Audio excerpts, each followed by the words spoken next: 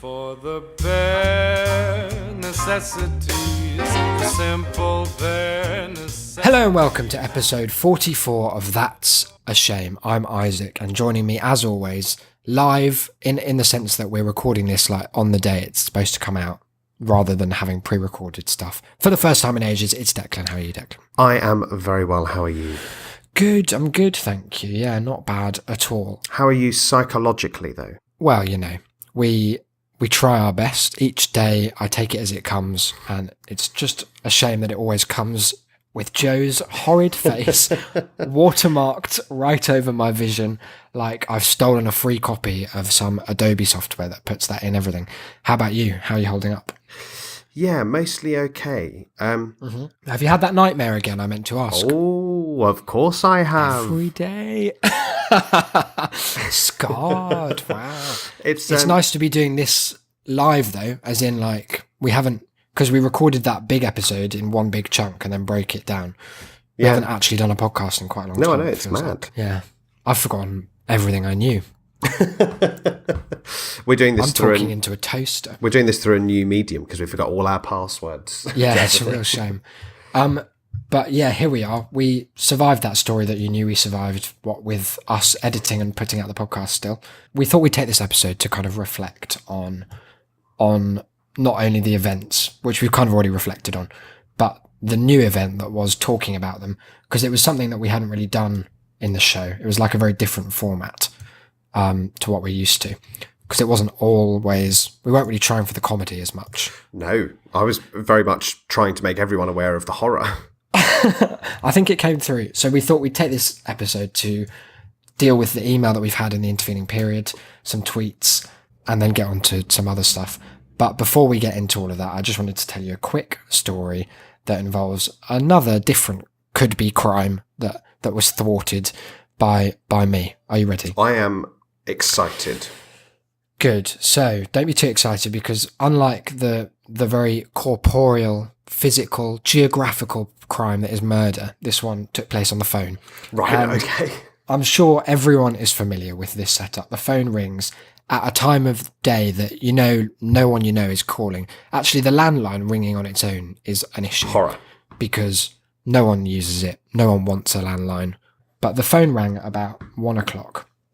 And I'd just been recording a very upsetting voiceover job that was like a 3,600 word story that someone who couldn't write or read, I expect, had written about a very graphic murder. So that was all fun. I was in the middle of talking about how Frank Lucas's drug empire spilled over in New York or whatever. And the phone rang, and on the other end of the line was someone who immediately identified themselves as being from Microsoft support. Now, have you had these calls? Oh yeah, where they just want a quick chance to take control of your computer, just to sort things out. No, sorry, hang on. No, they just want to help you, is what you mean. Oh yeah, sorry, no, that's what I mean. Yeah, but in order to do that, they do need access. Well, yeah, and like credit card details. Yeah, like all of mother's that. maiden name. Because otherwise, how are they going to get rid of the viruses? And that's security purposes. They don't want to be just accessing anyone's computer. Oh. They're here to help you. They knew that I was using a Microsoft product. Yeah. So, because must be on a database or something. And so this guy, he was knowledgeable. He knew that I lived in a place called Canterbury. That was good. It set me off.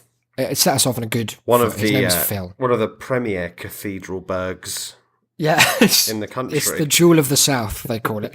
The Archbishop of Canterbury has for long been head of one of the greatest churches that this nation has ever spat out.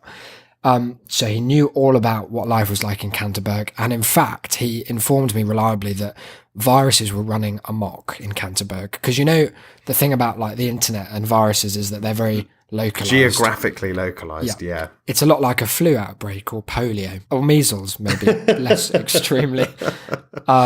You know, it's confined. It catches. Yeah, like it's contagious. You walk past a house with a virus that jumps to your phone. You then walk past all the houses in that street. Just I think tell you about what, it's devastating. You're done for.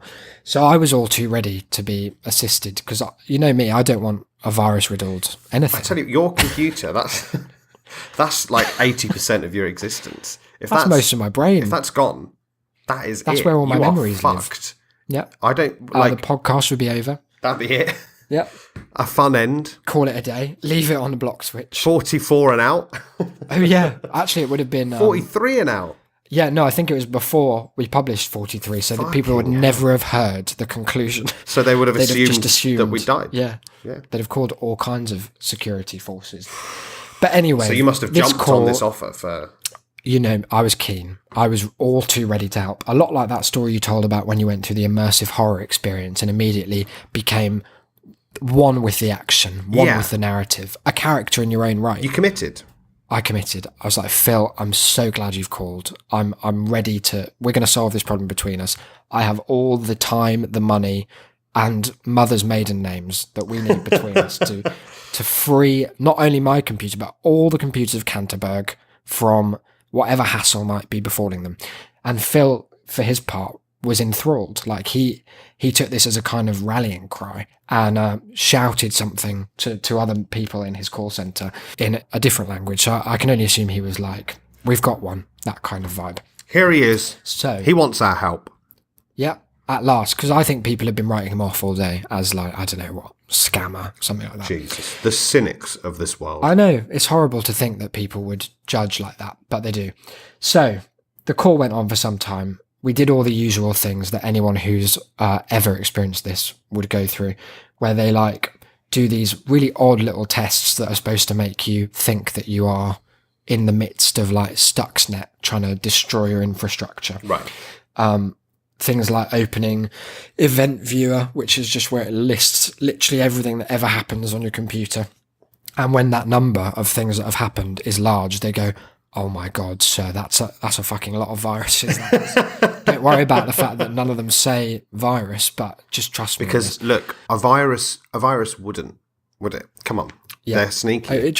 It would hide itself. Like, think like a virus. It would say it was just Spotify or something. But if you don't startup, if you don't get rid of that, I tell you what, you're done for. The whole of Canterburg will be down. It's going to get sunk. So this went on for a while. I wasn't like stalling them deliberately. They just take a very long time. Like it's a very inefficient sort of scam. No, because the kind of person they're dealing with.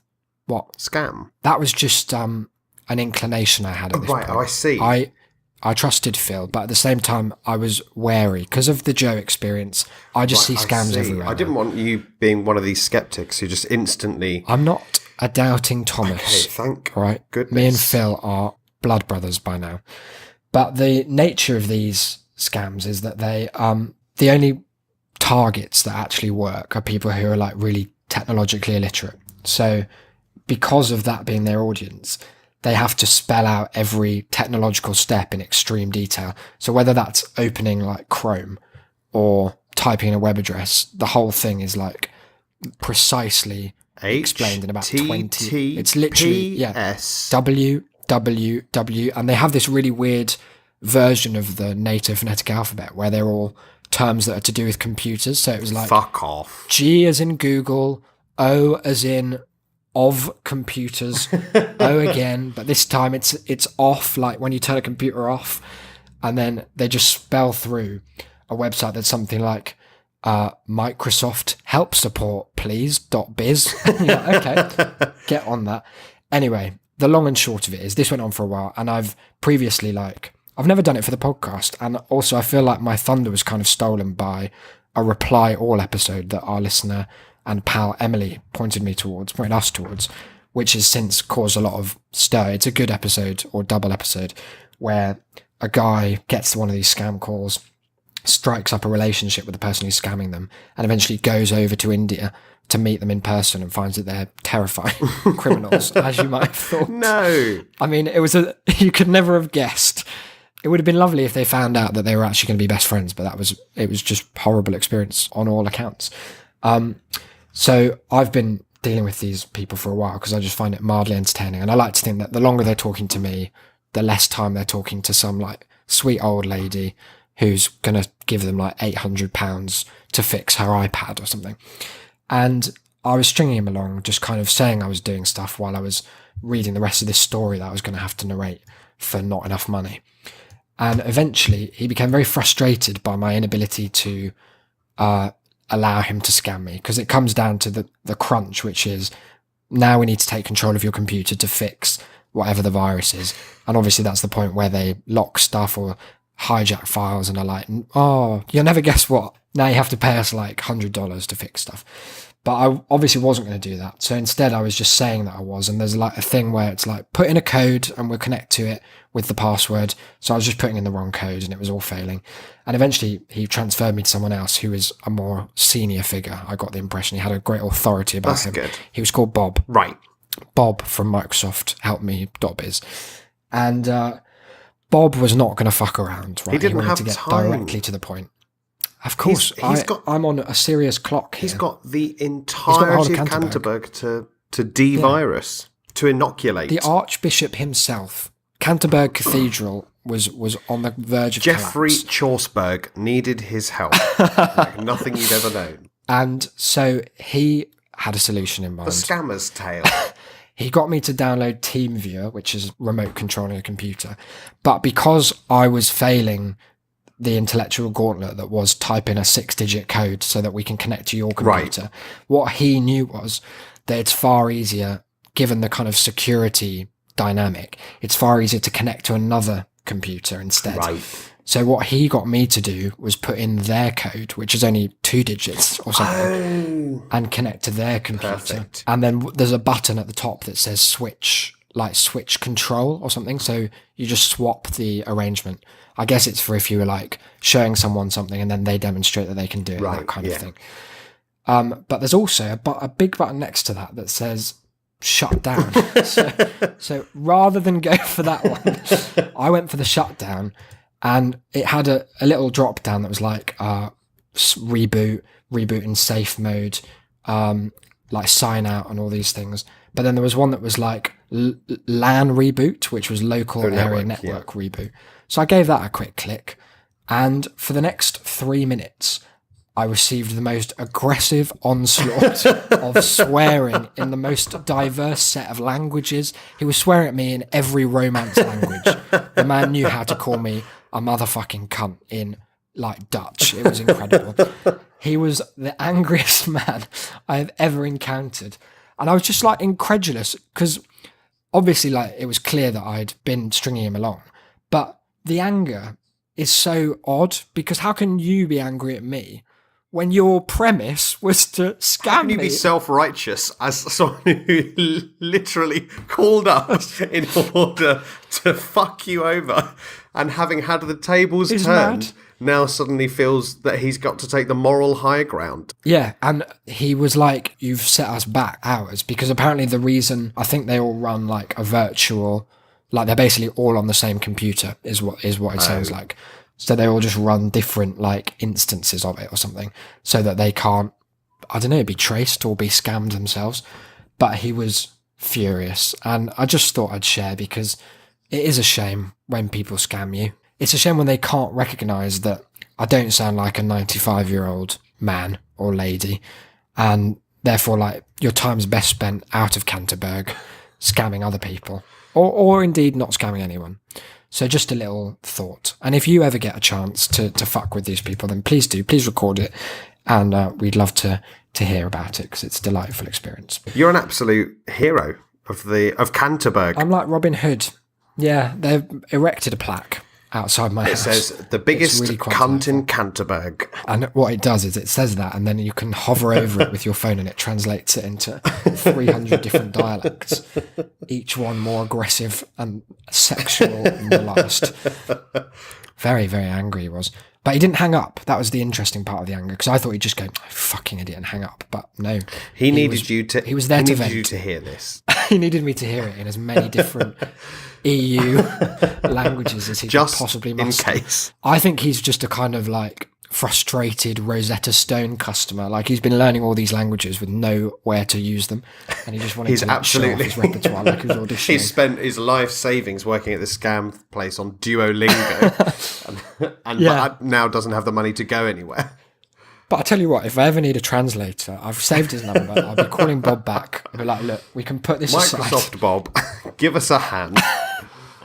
Come on board, Bob. Some Bolivian guy has been scamming me. I need you to properly have a go at him. And it is mum, importantly, because don't go leaving her out of the equation. And the thing Bob. is that he's the sort of person, he's very into violent sexual imagery. So if you could include as much of that, That is his do not forte. be afraid to take the incest vector, because I feel as though it could be Absolutely not. particularly efficient. Yeah.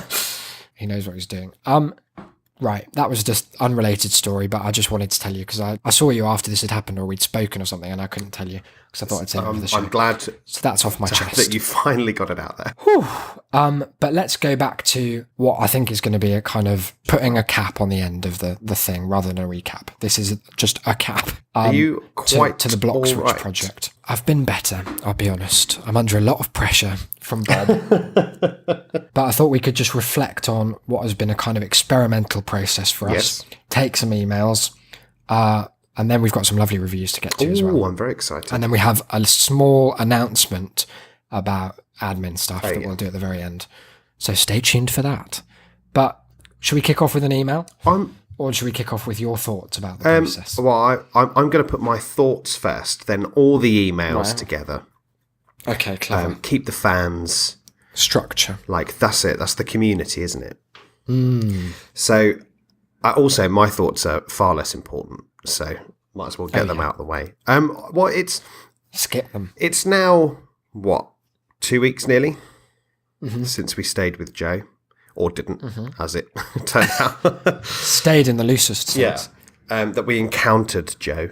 And I suppose that my main thought is that I'm glad, in hindsight, that people have concurred with us as to the fact that these people were murderers. Because we did have moments when we had made our escape, and certainly several before we made our escape, where we thought maybe we're maybe we're overreacting. Maybe this is just us getting ourselves worked up. Maybe this is because we've joked about it so much that it's become real for us, or maybe it's just that we're so fucking tired.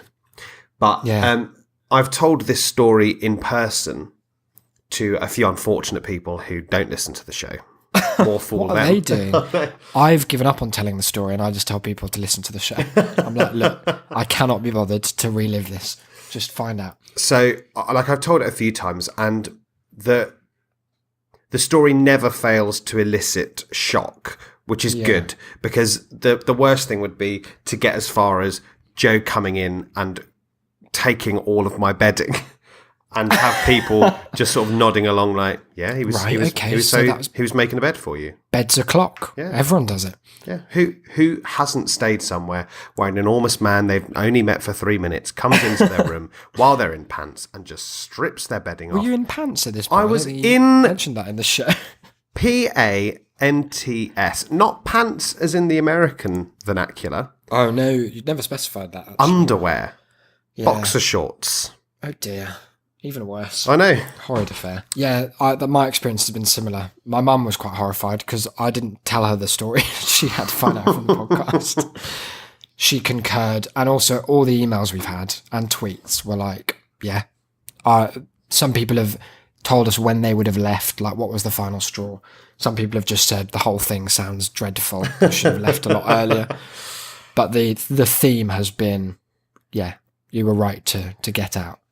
Which is good. That's vindicating. The shame of it is that the bloody listing is still up, despite what to this day. Airbnb assured us. With 2 brand new, even more fake, Even looking reviews. briefer. Yeah, even more perfunctory from even less obscured fake accounts have gone up in support of this accommodation. And I had the email today that was like, final chance to review Angela's death hole. So what I might do is change my name and face on Airbnb so Joe can never track us down by podcast or reputation. Yeah. And leave a damning review. What happens if To we just bump down the average? if we do get famous though? Well, Joe will This kill us. podcast took I think we have to just come to That's terms the with double-edged sword of fame. that. That's what they did it to Michael Jackson. No. They'll do it to you. We get the notoriety, but also expose First ourselves Tupac, to all of the various then murderers Isaac and Deck. that we have. Yeah. publicly That's the thing. denounced. I guess we'll just have to live with that. Or- Like, what's more important? Also, like, perhaps even more worrying than the desperately fake reviews that have gone up is the fact that the place is now available for £17 per night. They actually pay you £3 to come, Yeah. but they've said they'll pay you the next day so that they never have to. Pay you at breakfast. They send one flower to your family from an anonymous hell. Worrying, yes. Airbnb not necessarily responding as quickly as we would have liked to our complaints. Have you heard back from But them I yet? followed it up. Yeah, I got emailed by their like case investigator, who was called John or something, and he was called Bob. He swore at me in Bolivian. No, he seemed like he was on top of it, but then proceeded to do next to nothing about it. Wow. So I'll be emailing back, and I wonder if we should, like, if we have any law enforcement folk on the listen hype, which I can't imagine is likely, then let us know if you think we should. Obviously, they haven't committed a crime, but it might be the kind of thing that's worthy of report, just so people know. So if there's a missing persons case in Bloxwich, you can be like, You're like, wow. better check out the old Check out Joe number house. 3. Not 8. No, definitely not. So yeah, so that's something to consider as well. My thoughts as well have been like, other than the event itself, I've kind of given up thinking about it because we talked it out of my system. Yeah. And it's just in the realm of good story, anecdote where we didn't die now. But in terms of like the episodes, they were quite different from everything we'd done so far. Or at least the second two were. Not least of all because we couldn't really respond to people in the intervening period Yeah. because it was all pre-recorded. We did like a 2.5 hour episode or something and then broke it down. But it's been nice that the support for something quite different from our regular format, or at least it felt quite different, has been really good. Yeah. That was Yeah, nice because to we, see. we are always looking to do slightly different things and to expand a bit more once we have the time. So, the capacity. yeah. So it was nice that that intro for the second episode was the most complicated bit of audio editing we've ever done. It's And it was really 30 fun. seconds long and we did it for 2 hours. Yeah, it took a while. You don't just find those sound effects, guys. Well, I know you do, but it takes a while to stumble upon the right ones and to build up a collection. And everything was a direct quote as well. That's my favourite thing, Yeah. that they were all things that we said in the episode. They weren't like, Or in like episode 39 or something, like Yeah. quite a few before, when my girlfriend pointed out that we'd preempted our own deaths, which would have been great irony if we had died. They would have played that on the news. I like that would become like something on R Creepy, wouldn't it? Oh yeah. All right, no, These idiot podcasters. What's it called? Morbid Reality. That's the one. Yeah. Where they're like, oh, look at these guys. They said they would die at this Airbnb and they never came back. They did. Wow. Who could it have been? That's right, Joe in a dress with a bludgeon. So yes, it's been really nice to find that people are kind of into that brand of stuff. Keep the feedback coming. Obviously, if you weren't into it and have just done us a favour by not shouting that fact into our inbox, then thanks for that as well. And we're back to like normal service. we have done various other projects like that, we have. which people will over the coming months have a chance to access, perhaps.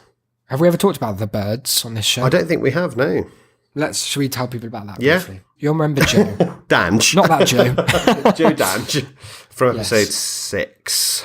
Uh-huh. And we've mentioned him a plethora of times since. Yeah, most episodes. Wonderful friend of ours. He used to live in Croydon, Uh-huh. and he told us, like independently and over the course of a couple of weeks, that he and his family were being haunted by the mysterious spectre of the evil Birdman of Croydon.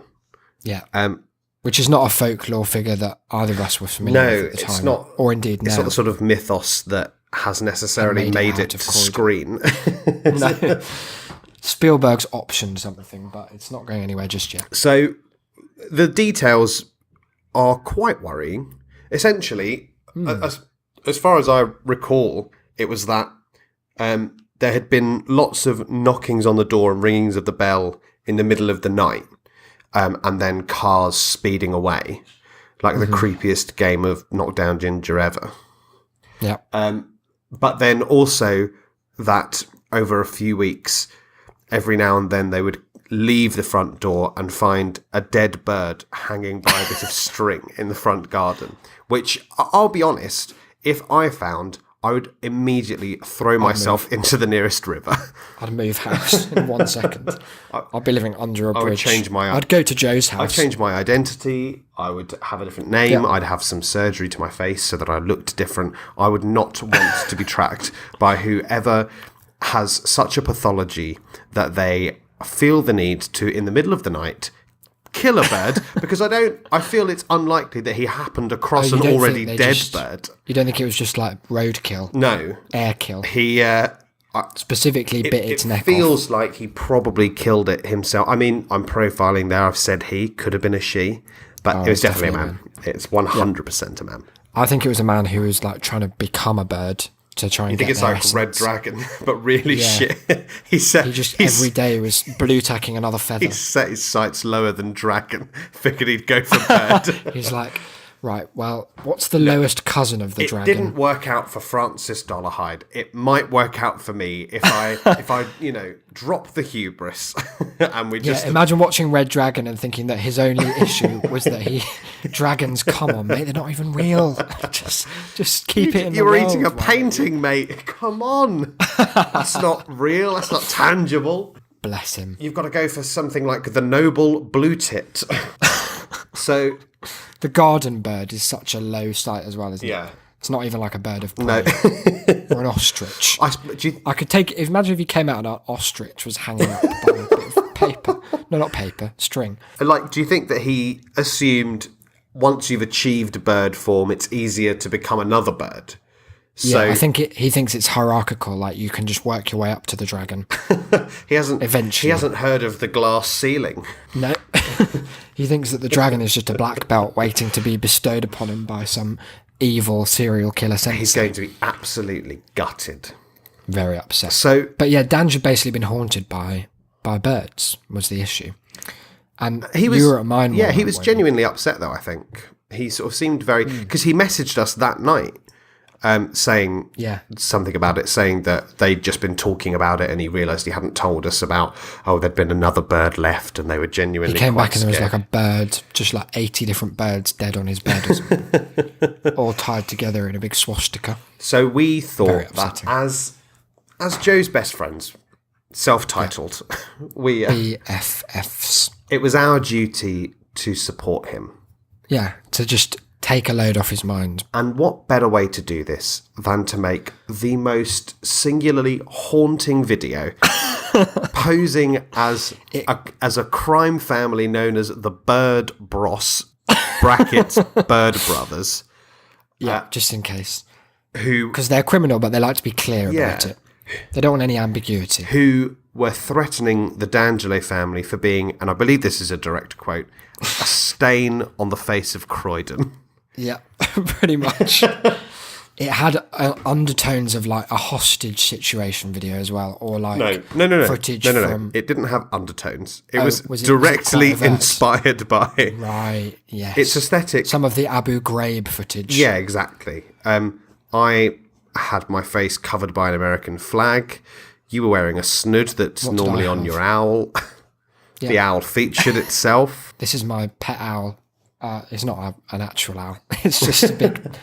I don't know where he came from in hindsight, which is quite haunting. Maybe I'm being attacked by the bird boss as Same well. family. Because he just appeared in my house in my life one day. But he normally wears this balaclava-looking thing. And we borrowed that, but he was very much in the mythology. We were his lackeys. We were like the muscle Yeah. for this little owl's brains of the operation. So we made this very haunting video, chock full of some of our favourite sound effects. Did it have "You've Come to the Right Guy" in it, or I don't think remember it if it did. did, actually. It definitely had That's a Vault Door, favourite. I'm sure. Oh, It yeah, absolutely Vault Door closing. had the number station. yep, do do do do do do do. That's a classic as well. That's in everything we've ever done, I think. Oh, it's a hallmark at this point. Hitchcock in front of the camera is old news. Get with the program, Hitch. So we made this, and I think that we we probably went slightly overboard. We do happen to get very excited when we have ideas for projects, but that we also have the ability to see them through then and there. yeah, but also the trouble is that we're extremely impatient. So we created an entire Facebook page for these Bird brothers. Like I spent about an hour filling out all the details to be as haunting as possible. We, they had an online presence. They had a YouTube channel. But then we realised that we didn't actually have a great way to get this video to Danj without it being clearly just us posting. Because we wanted him to see it first. I mean, it was always going to be clear that it was us because we were in the video. We're also the only people he knows who would ever do anything so mental enough dignity not to make such a video. So we eventually, I think, just dropped 99% of the pretense and posted it to his Facebook wall saying, "Wow, you seen this?" It's going round. I think it was trending on YouTube. But don't worry about the fact that it's got 0 views. That's just a bug. Don't you worry. Has this made it to you yet? I mean, if we hadn't sent it, someone would have done. Is this when they say the D'Angelos of Croydon? They're not on about you, are they? It's the D'Angelos. Goodness me, you guys are famously stains. Yeah, and but the thing was, we didn't hear from him for ages afterwards. No. So we thought we'd really offended him. Which, I mean, maybe we did because he said we hadn't, but there was an unexplained time gap. Yeah. So maybe we did go too far. He also, he had messaged us, but had not at all mentioned the video in any sense. Bad sign. So we thought maybe some of the hostage kind of ISIS, some of the overtly violent imagery of terroristic the vibes had pushed him over the edge. Might have been a bit much. But we'll leave that to you guys to decide. We can post that video. It's still one of my favourite things we've ever done. It would go on my portfolio regardless of what I was applying for. But it's also something that will be used, I feel, as a prime piece of evidence one day. I hate it when that happens. Because I don't know that I know many other people who, on the spur of the moment, would dedicate such effort to making it was an entire day, such night. Oh yeah, it was. It was a day-long night. It was it was a good 8 hours of shooting. We did multiple audio takes with some ADR. We wrote the subtitles captions for the YouTube video just for the bird noises for Schwum.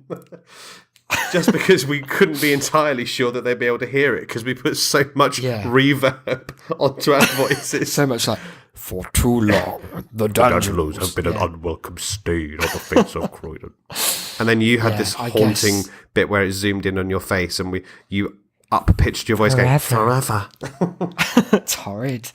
Yeah, we'll post that so you guys can have a look. That is a fun bit of art. And basically the thrust is, if you like that kind of stuff, we're kind of pleasantly surprised by the positive response to those episodes, because it's not that they were outlandishly different. It was just that it was those intros are something we really like doing and kind of devoting time to do, just a bit more experimental things. So it's nice to know that we can kind of push the format and at least some of you are into it. Very nice indeed. We should get on to some emails that we've had though. Yeah, shall I? Because what with the last few episodes not being day and date releases, then we have a backlog. So why not kick off? Kick off with an email from everyone's favourite Toby King. Why ever not? Toby Milestone. Toby, you may remember emailed to say that perhaps the key was given to us by a child as a way of this was clever, as a way of circumventing fingerprints. This, of course, in part 3 is entirely undercut by Joe simply taking it with his own hands. Joe rubs his fingers on it there's he no took it out of tomorrow. Isaac's hand and then just licked it in front of him. Yeah, he put every different bodily fluid on it that he could until it was marked in as much DNA as he could possibly muster. We left out some of the more graphic imagery that Isaac encountered. This is why Isaac doesn't like to talk about it anymore. No. So Toby messaged us again, emailed us to say on potential murder was the subject of the email. I like it because it sounds like a 17th century philosophical paper. Yeah, it sounds like a treatise. I would have left the moment Joe demanded to see me as I was when I was born. I assume I have never been naked, including birth. Even I know that him bursting in is literally the most bizarre behaviour ever, and I'm autistic. That's not him being offensive. He literally is autistic. And but he knows that, that's a he knows step that too Joe far. coming in while I don't know if I mentioned that I wasn't fully clothed. Were you? I was. But you had like trousers on, I assume. No, I had Just a topless pants, kind of. underwear. Oh, just That. solitary. Nothing else. That's a shame. May as well have been in a sorry to hear that. loincloth. Oh no. So yeah, even Toby feels that would have been enough for him. That would have been the straw that broke Toby's. To be fair, it probably would have been mine too. But before I had a chance to message you to say let's fucking go, he'd nicked the key, and we decided between us that we were out. Oh well. Although Toby does turn the tables slightly and say some odd behaviour from you two. I like this though. He's turning, like you say, he's putting the focus on us, questioning our actions. Declan, when ambushed by a roving Joe, why did you not put on some trousers when he left the room? Well, the answer's fairly simple, Toby. First of all, I didn't expect him to be 15 whole minutes coming back with the bedding. And the second is that I was simply dumbfounded by the entire situation. Trousers were the least of your And the concerns. third is that, Joe had already gotten me out of bed and seen everything. So, like, a bit like locking the barn doors after the horses have seen you in your pants. Yeah, that So- famous idiom. Applicable to daily. life. So yeah, Also, I that's, like the expression "a roving Joe" because it sounds like something a character would say in a very contrived dystopia, where like that's the nickname they've given to the police bots that enforce a yeah. curfew, so that the elite can go on a purge. you didn't get caught by the roving Joes, did you? I got away this time, boss. He also points out Isaac, you turning your phone off, surely your girlfriend would assume that you'd been murdered and the phone ditched. potentially true, but again, like Hadn't her I crystal said told you that anything. your phone was fine? Yeah, that's true. A different crystal piped in. After the first one said, he's going to be murdered, the other one was like, but his phone will be fine. That was the amethyst, I think, there. Always the voice of reason, I found. But no, because I had not said anything, and I'd played up the fact that everything was fine, I think the assumption on her part, it would have been very irrational. And I'm not saying she's not capable of irrationality by any means. It would be very irrational to assume that I was dead. So I thought I would just spare the inquiry because I didn't want to deal with like, why are you moving? Where are you going? Whilst we were escaping from Joe. I thought I'd leave that till afterwards. That's fair. Yeah. That sounds reasonable. I think- Toby's conclusions are A, that Joe was objectively a murderer. Thank you for that one, Toby. We that's fully agree. Very good to know. If you had not left, you would be dead under a tarp while he washed his massive orange dress in your blood in the bathtub. Horrible. Calls back to the man from that room as well. What was it? 315 or something? With his big bathtub of tea. Oh, the man from 208. That's the one, not 315 at all. Is that the train from 315 from somewhere? 315 to Yuma. That's the one. Is it there, 315? I think so. Because that's what that little mental block was. Is it? I'm glad we solved it. Shall we shall I have a little check? No, I'd like to never, ever find out. Fucking hell. What? When you said that, because my browser was opening up a new tab, you totally glitched. Did I turn into a big Joe bot? It was like something from the intro to episode 2. You went, no. And I that was just absolutely me. shit myself. Sorry. Oh, it's the 310 to Yuma. Oh, damn. Well, never mind about that then. So, Thank you you've for got your no email, Toby. excuse. No, just got it wrong. We've also had an email we had an email in the intervening period from Mark after the second part came out. He said he loved the big budget audio effects used for the introduction to this episode, and he was looking forward to our conclusion of the stay at the Bates Motel. So that was good. Big budget is obviously irony on Mark's part. Because there's very much copyright free sound effects. Kevin McLeod, you say? That's him. He also emailed after the final one I hope you had listened to what your mother said, this is at you, Declan, about always wearing clean underwear. You never know when you'll be conversing with strange men in your pants. Some advice to live by there. It's Cut-off true. point for Mark was when he locked the door and took the key, so we can agree on that. And he said, this is good advice, guess on your review on Airbnb, you can just leave a link to the podcast. That would be well funny. Should we do that? Yeah.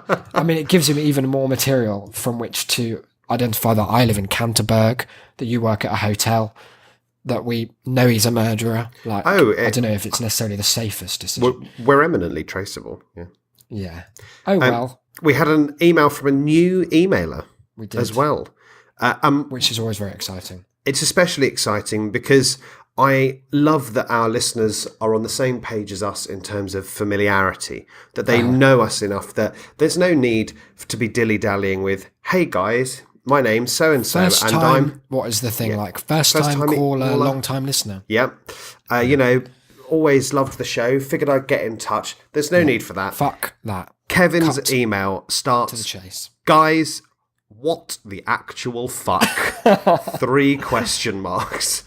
And then, just in case anyone was offended, though, I'm sure if you're listening to the show, that would be difficult. Pardon my French, he says. I'm actually offended by that because I'm half French and we don't swear all the time in France. No, you do. Oh, no, we do. You're right. That's the one. Yeah. Yes, this is the lovely Kevin Wilson. Thank you very much. Yeah, thank you for your email. He said, glad that you survived that block switch fiasco, which sounds like... It sounds like we were embroiled in a sex scandal, like Anthony Weiner. Profumo. You lasted way longer than I would have in that wretched and creepy place. I'm glad that those 2 ideas translated. Good because- adjectives. Yeah. After the sheet changing incident, I'd have gone and slept in the car in a highway rest area. The sheet changing incident sounds like what incited the block The switch block switch fiasco. fiasco. It's why we couldn't run for governor. This is Joe Gate. I mean, that is pretty much what we did. Yeah. Sleep in the car in the highway rest areas, except they were called road chefs, which Horrible. made it all the Even more more depressing. God damn, he says. I also probably would have called Airbnb and the police if my host took the key away Conference call. and locked me in the house. Imagine, Hi, guys. do you reckon they've ever been called together before? If they have, I don't ever want to hear about it because it cannot have ended well. Airbnb would do must well be a to give you a horror story. shit ton more than $25 or whatever they gave you. Wow. Well, Kevin, do feel free to tell Airbnb that because Yeah, I think we're should we always start a tweet open to getting more. If we get enough Airbnb credit, we could like cash it out and take this show on the road somewhere, specifically to the Midlands. Anyway, glad you're safe, he says. I love your podcast. Thank you very much. And if Joe, brackets, or Angela, had murdered you, I would have had to travel to the UK to exact my revenge. I'm glad that That's really good. we've got a group of people now who Militant, are prepared to take up arms. in our defence, even Yeah, in our that's the name. Shame City Cult. That's lovely. That's what we need. Thank you very much for that email, Kevin. We've had as well some tweets from our good pals Paul and Matt. Paul said he would have left at the point where we went to the pub, if not earlier. Earlier than that was pretty early, but fair enough. In hindsight, we probably made a should real have done. mistake coming back Yeah. from the pub. We should have just left. very much so. Because I realised that we hadn't actually moved any of our stuff in at that point. Perhaps that was, not an accident on our part. A subconscious ideal of perhaps getting ready to escape. Yeah. He also said, the shocks keep on coming. This was after episode 2, I think. Not episode 2, the second part, you know what I mean? The shocks keep on coming. You don't get this level of drama on Neighbours or Home and Away. I may need to have a lie down. That was great. And he liked our Cars duet that I'd forgotten about till I listened. yeah. Now, Matthew, who you may remember is a professor, he emailed in with some very, very nice words, has once again provided a fantastic pull quote if we were to describe our own podcast. Like, if we ever have to sell this to a venue as like, please let us do a show live to like 3 people And as and a drunk. And as our financial situation gets more and more desperate, Increasingly desperate. that becomes ever more likely. Yeah. He tweeted, though emotionally devastating for Isaac and Declan, episode 43 of That's a Shamecast is, guys, get ready, a podcasting tour de force. Now that's French, I can confirm, for the best thing ever made. So I can only. It's not a literal translation. It's about it's you've one of got to those get the idioms. feel of the Yeah, language. it's the sense, exactly. Sense is everything. It's just as important, if not more, than sound. Yeah. But I think, like, do you have any, let's put a cap on the Block Switch project for once and for all. Any final thoughts about either the experience or the kind of our retelling, which is a very much separate but linked experience, or the feedback we've had? What would be the final way you'd summarize your feelings towards it, Declan? I would say that telling it on the podcast was, as we joked at the time, probably the best therapy that one could ask for after such a situation. Yeah, I think so. It was nice. We both got to discuss it fully and openly, because when you're discussing something like this between you, when you both experienced essentially the same set of events, describing them seems redundant. But often only in describing them can you come to fully understand them. And so I think that having the chance for us to do that in one another's company really helped the both of us, I feel. And certainly once we then had all this wonderful and supportive feedback from our listeners, I think that it's helped me certainly to put an emotional cap, as you said about 7 times in 3 seconds at the start of the episode, on the whole ordeal for me. Yes, I think so as well. I concur. It's been nice to talk about, and then it's been nice, like, having outside feedback was a big thing. Because when you're telling a story in person, the kind of social mores dictate that people are like, wow, that's really bad. Yeah, thanks for sharing that story. But when people are listening on the internet, they don't have to say that they agree. They could have been like, guys, you're both fucking cowards. Get a grip. But it's been nice to hear that people would have done similar things in the situation we were in. Yeah. And who knows, perhaps one day one of our listeners will be in a situation that they think they have that feeling in their gut that it's turning south, and they'll remember Isaac and Declan, those great heroes of yore, were even they not too coward to escape. So if you ever find yourself in company with the Joes of this world, then find the nearest key, dispatch the owner thereof who's stolen it from you, and run for the nearest road chef is my solemn advice. I think we should end, because I know you have to go very soon. We'll do reviews next week. Yeah, that sounds But good. we had an email from a friend of the show and friend of us, Stuart Crank, who we know from uni, and he sent a really nice email that has vanished from our inboxes. Absolutely. I've checked 3 email accounts, and we both know it arrived. It's just gone. We were in one another's company, and it came Yeah. to us individually. So it definitely happened, like it exists. 100%. Just not anywhere online. It's Twilight has owned its way out of the ether. But you remember the content, luckily. So do you want to summarise? Yeah, no, it was just a very nice email to say that although he hadn't been in touch since some of our earlier episodes, he was one of our premier emailers. Was Stuart. Yeah, well, I was going to say he was the first. I think Stuart was the first person to get in touch with either of us to be like, I'm listening and I like what you're doing. Like, that was a really nice thing to do. And even very kindly offered his help with some of our early technical difficulties. Dreadful sound mastering, yeah. That we hope is improved somewhat. But no, that was really good. It was the first kind of indication that we were doing something that anyone would want to listen to. Yeah. So thank you for that, Stuart. But he was confirming that he'd still been listening, that he puts it on to fall asleep, but not in that way. And just generally wanted to know how, 40 odd episodes in, how it had affected us in terms of our working relationship, if I may dare to call it something so grand, Inaccurate. but also our external friendship as well. And I'd say that perhaps the thing I'm gladdest or most relieved about is that it hasn't yet tarnished our Fingers friendship. crossed. We're, Because what if by now we really like hated each other and this was just a drag? Yeah. But because we were so like into the minimal listenership that we had, we were like, we have to clutch on to this. Our brand is bigger than either of us. We're like some failed magician double our act petty feuds. that powers through nonetheless. But no, And in I'd fact- agree. It hasn't changed a great deal. In fact, we're actually if anything, looking to spend more time in one another's Yeah. company as we're hoping to move into the same flat. That makes it sound like we've both discovered And that we're announcing.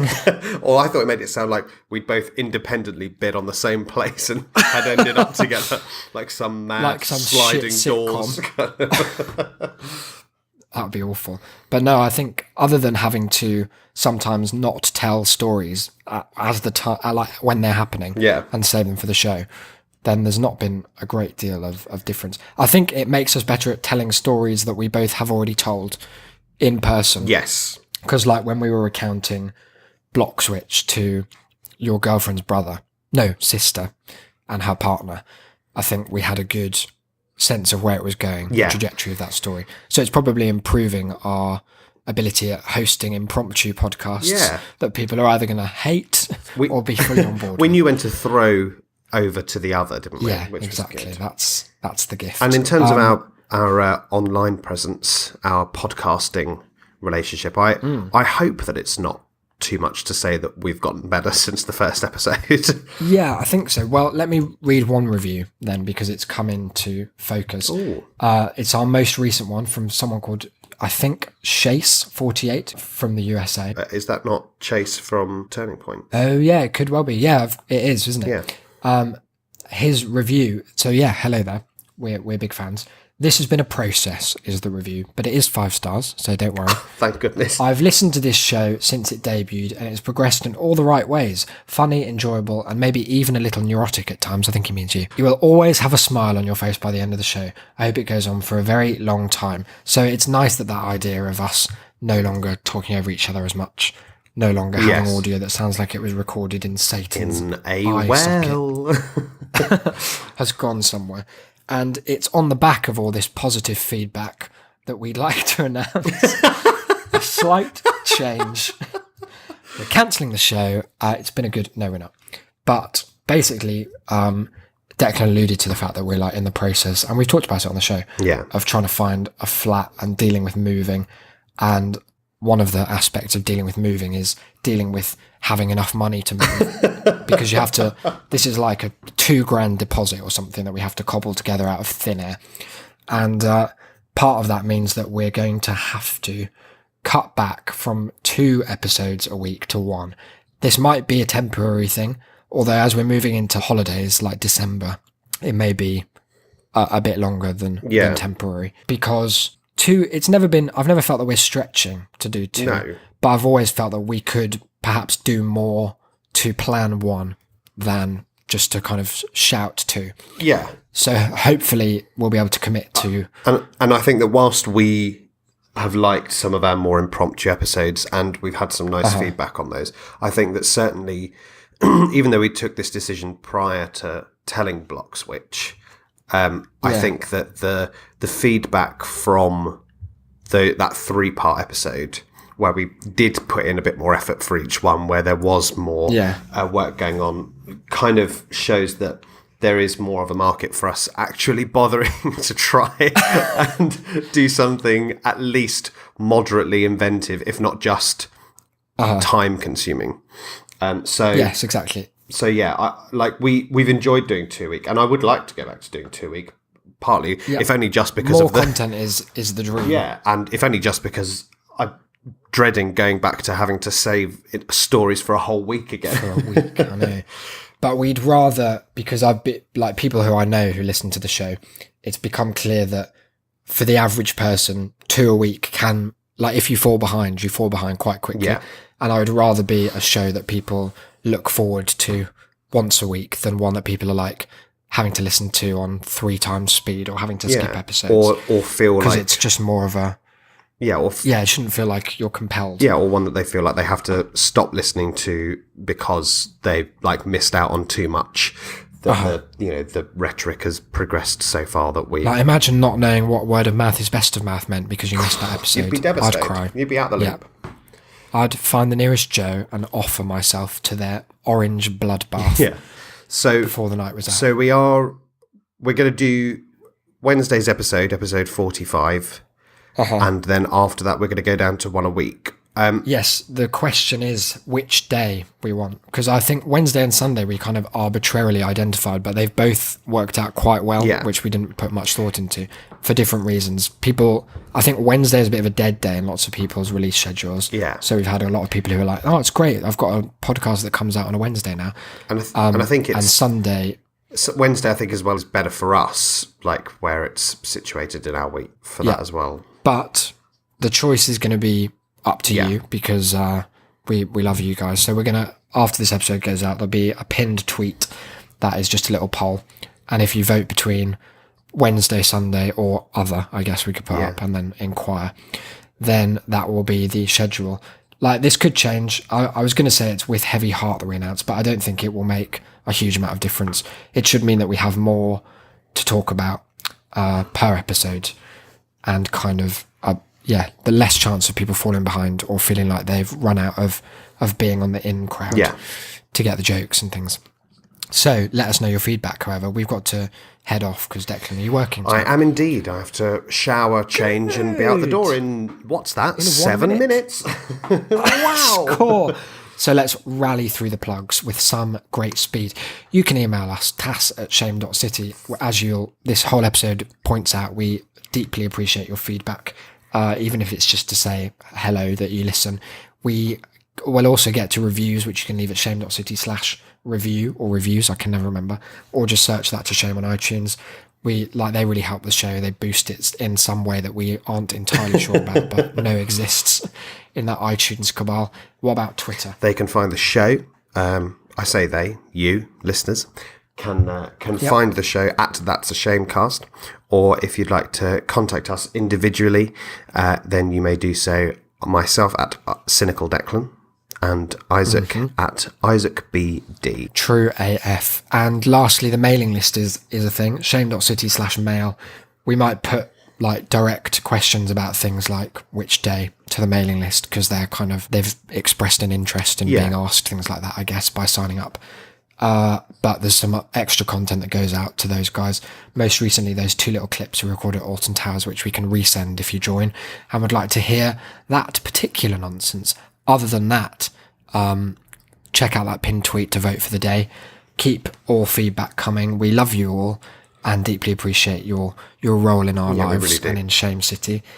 We do, in a big way. We'll be back on Wednesday for episode 45. Proust is coming back. I think we'll finish Proust in 45. Yeah, Proust is coming back. In a big way. I've got For one episode only. some good 11 plus marking stories. Of course. As well, I think perhaps episode 46, we're going to have quite the Alan update. On the clear internet search help, Alan. That's the fellow. The very same. Well, look forward to all of that, guys. Thank you for listening. This has been episode 44. I've been Isaac. You've been... I've been Declan. I thought so. And we'll see you on Wednesday. Bye, guys.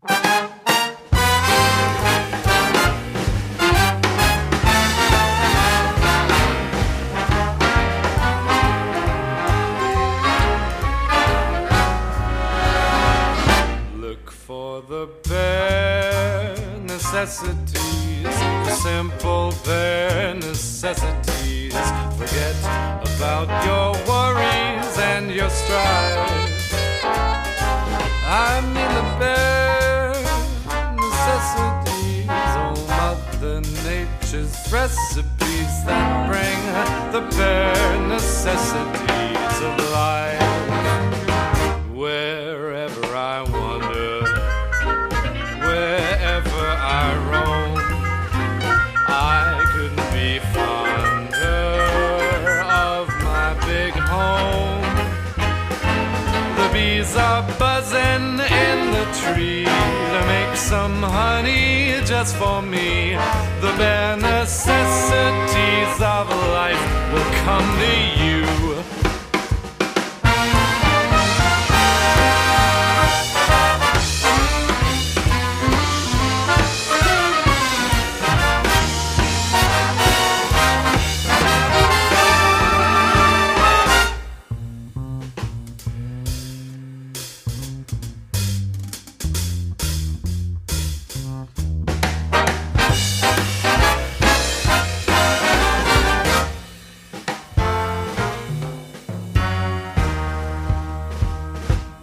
For the bare necessities, the simple bare necessities. Forget about your worries and your strife.